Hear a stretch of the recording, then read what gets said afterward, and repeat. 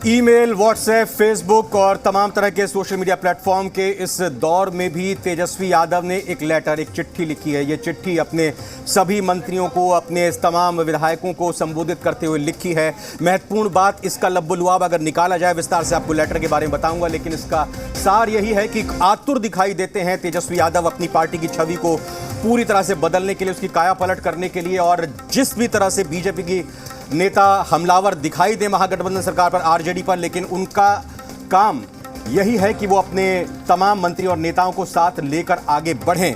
चिट्ठी का सार क्या है? आपको इस वक्त टीवी स्क्रीन पर ये चिट्ठी दिखाई दे रही है। बता देता हूं एक एक पॉइंट इसके जो महत्वपूर्ण है। तेजस्वी यादव का आग्रह है, इसको ये नसीहत कहिए, इसको फरमान कहिए, जो कुछ भी कहिए, लेकिन ये एक तरह से ताकीद दी गई है तेजस्वी यादव की तरफ से कि अपने से उम्र में बड़े कार्यकर्ता, शुभचिंतक, समर्थक किसी भी अन्य व्यक्ति को पांव ना छूने दें।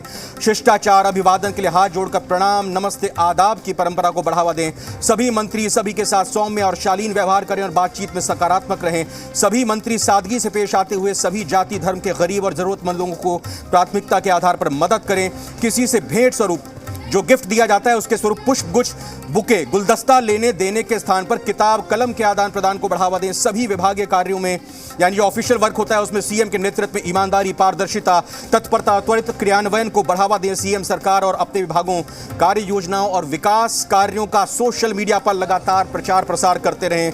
आम जनता को आपके विभागों की हर एक पहल कदमी की सकारात्मक जानकारी मिल सके। तो ये एक तरह से बिल्कुल तेजस्वी यादव ने साफ निर्देश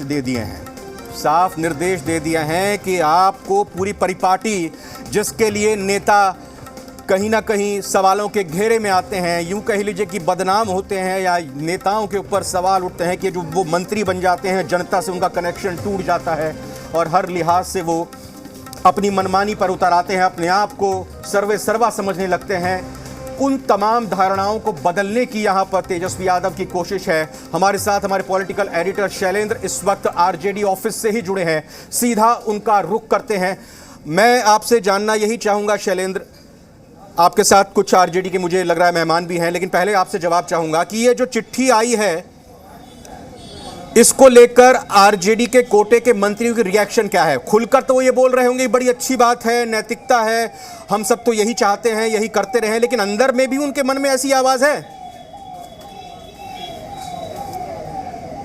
देखिए, आवाज है, अब क्योंकि एक कहें कि सत्ता में वापसी हुई है और 5 साल बाद वापसी हुई है और कुछ करने का जज्बा है, और यही वजह है कि ये एक तरह से कहें चिट्ठी नहीं, ये शासन करने के सूत्र हैं। 6 सूत्र दिए गए हैं और 6 सूत्र का पालन करने का एक तरह से कहा जाए कि निर्देश जो है, जो कहें कि डिप्टी सीएम हैं तेजस्वी यादव हैं और उन्होंने दिया है। और जाहिर सी बात है कि इसको डाउन द लाइन जितने भी मंत्री हैं उन सबको मानना है, क्योंकि अभी आपने देखा होगा कि जिस तरह से रविंद्र जो 16 तारीख को शपथ हुई उसके बाद से जिस तरह के मामले आए, जिस तरह के व्यवहार आए, उसको लेकर भी ये आवश्यक हो गया था कि एक गाइडलाइन हो, और एक गाइडलाइन ही कह सकते हैं कि इसी के तहत आपको काम करना है और कि जो काम आप कर रहे हैं वो लोगों में दिखे, लोगों के बीच में जाए।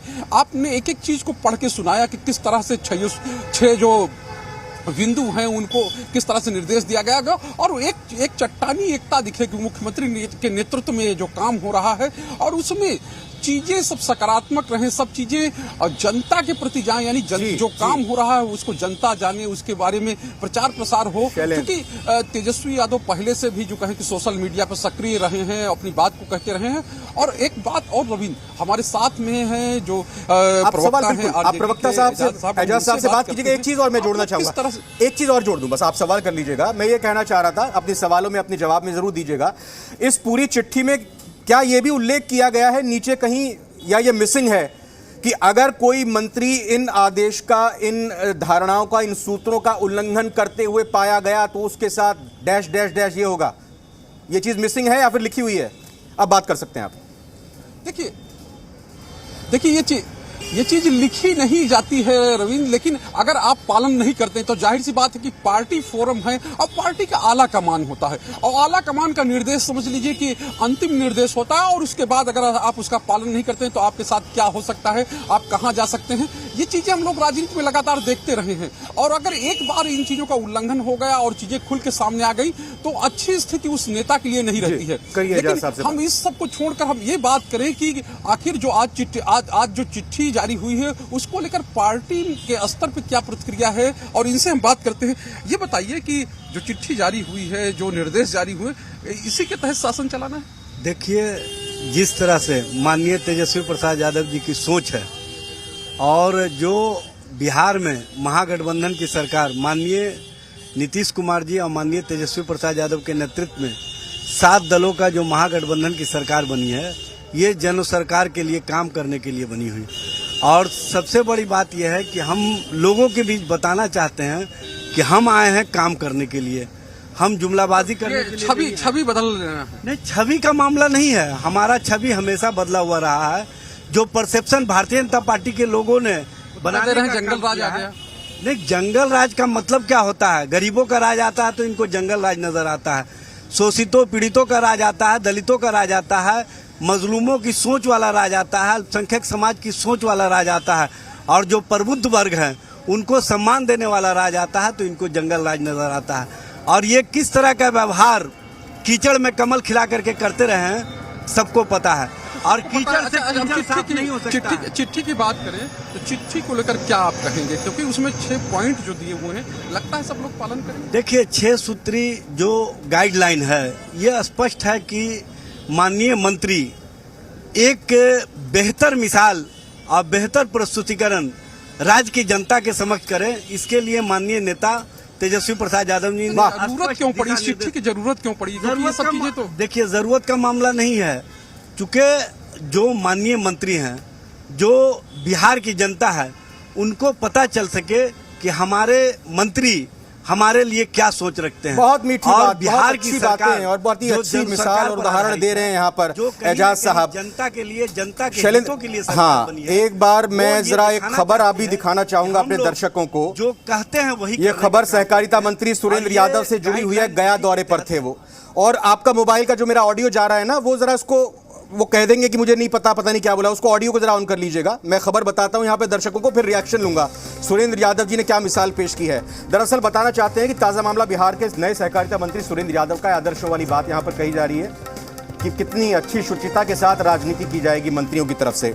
आपको ज्यादा कुछ नहीं बताते, दरअसल मीडिया को संबोधित कर रहे थे सुरेंद्र यादव, सहकारिता मंत्री हैं। जुबान उनकी फिसल गई, या कहीं कि जानबूझकर उन्होंने बोला। ये वीडियो लगातार जबरदस्त तरीके से वायरल हो रहा है। प्रेस कॉन्फ्रेंस में वो बैठे थे, एक व्यक्ति उनके कान में कुछ फुसफुसाता है, बस मंत्री जी यानी सुरेंद्र यादव जी भड़क गए। उनकी जुबान फिसल गई या उनकी आदतन ये बात जो आम बोलचाल में करते हैं, शायद ऐसे ही करते होंगे तभी उनकी निकल गई। हम आपको वो सुना नहीं सकते, ना लिखा हुआ दिखा सकते, क्योंकि बीप लगानी ज़रूरी है, मजबूरी है। ये हम सड़क पर कोई चर्चा और बातचीत नहीं कर रहे। मैं ये पूरा बयान सुनाता हूँ और यहाँ पे एजाज अहमद साहब प्रवक्ता हैं। लाउड स्पीकर मेरे सहयोगी, मेरे पॉलिटिकल एडिटर ने ऑन कर रखा है। एजाज अहमद साहब बगले ना झांके, मुझे पूरा भरोसा है। सुनाइएगा जरा सहकारिता मंत्री ने क्या कहा। मगध प्रमंडल में तो अच्छा बात रहेगा। उस बिहार आपका फोटो तो समझे मंत्री सिखारा जसराज जी, मगध प्रमंडल में तो अच्छा बात रहेगा। उस बिहार आपका फोटो तो समझे मंत्री सिखारा जसराज जी। सरकार के नए मंत्री सुरेंद्र प्रसाद यादव सभी तरह के अनुभवों से परिपूर्ण हैं। एक उनका पुराना दबंग इतिहास रहा है, वो ज्ञान से भी भरे हुए हैं। कभी विधायक रहते हुए वो डीएसपी की परीक्षा बीपीएससी की क्वालिफाई कर गए थे और अब मंत्री बने हैं, तो कम से कम मंत्री जी को थोड़ा सा जुबान पर भी थोड़ा काबू रखना चाहिए। ये जो गाली थी हम सुना नहीं सकते, लेकिन भोजपुरी की ये गाली थी। भोजपुरी बेल्ट में ये गाली बड़े आम बोलचाल में, या कहें कि जो असभ्य व्यक्ति है, कहें असंसदीय तरीके से अपने घर में वो अपनी माँ बहन के बेटियों के सामने वो गाली ज़रूर नहीं देता होगा। ये सुरेंद्र यादव जी ने यहाँ पर दी है। एजाज साहब ने पता नहीं गाली सुनी नहीं सुनी, लेकिन वो ये ना कहें कि जो लेटर जारी किया गया है तेजस्वी यादव से कि शुचिता का व्यवहार करें, वो हो सकता है कि लेटर उनके गाली देने के बाद आया हो। अगर लेटर पहले आ गया होता तो गाली नहीं देते।